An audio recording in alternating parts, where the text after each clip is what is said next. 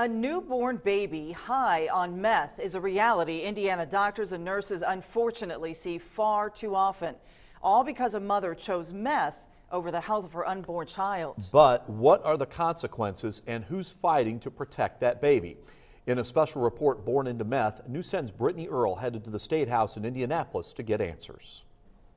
You've seen it, read it, or talked about it. But if you live in Indiana, especially in the Wabash Valley, then you're surrounded by it. Meth, it's a dangerous, highly addictive drug. State lawmakers try to fight it. But what laws protect unborn babies from meth? I did some digging, and what I found might surprise you.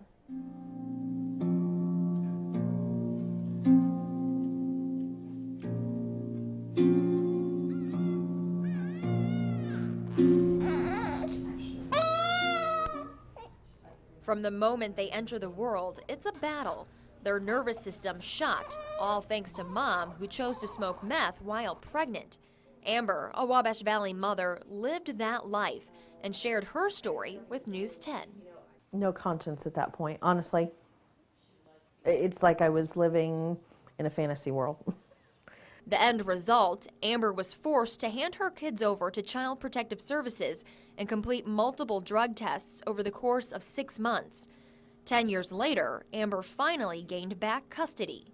I just wish that they would help them more, because there's a lot of us out there that struggled with it. Yes, it was bad, it was wrong, but they don't help you the way they should. In 2014, the state of Tennessee not only passed a law, but charged a mother with assault for birthing a baby that tested positive for meth.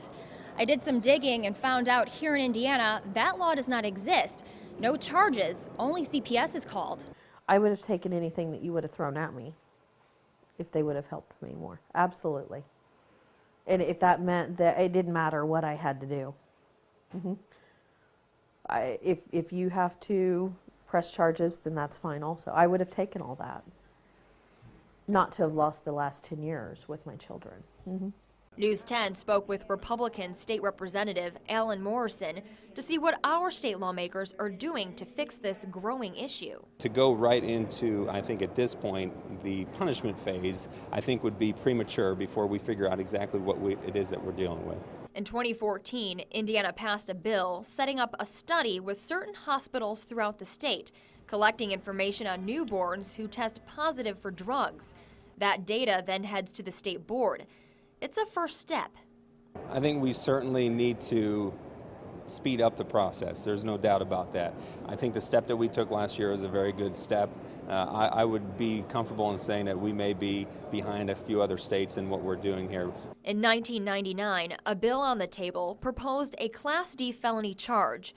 It ultimately created a specific crime for mothers whose babies tested positive for drugs. The bill failed, but Vigo County prosecutor Terry Modisett says he needs more laws like that to do his job on a local level. I felt like that was a good idea. I think it should be at least a Class D felony. Then the prosecutor has discretion to make it a misdemeanor, has discretion to make sure the appropriate treatment is received and they cooperate and everything. Because I mean, think about this too. That is that now a baby's being born to a mother that's been doing meth right before they were born. What's going to stop them from continuing to do meth after the baby's born? So now you've got a mother on meth raising a baby. Education is a huge part of this as well, and if we can educate those mothers before they get to the point where we have to then punish them for a crime, then we're all winners in that situation, and most importantly the baby is.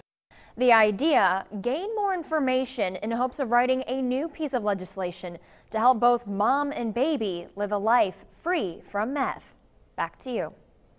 Good series of reports. Thank you to Brittany Earl and Chief Photojournalist Mike Latta for that special report.